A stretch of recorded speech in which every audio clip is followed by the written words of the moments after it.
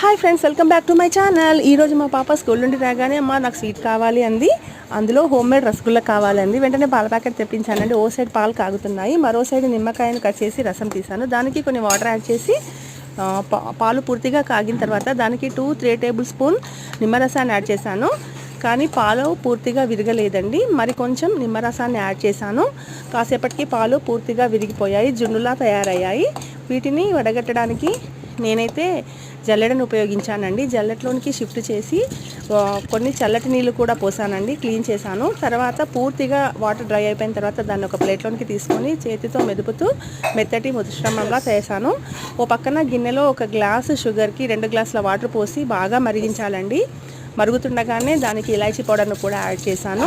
చిన్న చిన్న జామున్లా రసగుల్లా తయారు చేసేసుకొని మరుగుతున్నటువంటి మిశ్రమంలో వేసి మీడియం ఫ్లేవర్లో పెట్టేసి 20 మినిట్స్ వరకు ఉడికించడం అంతే.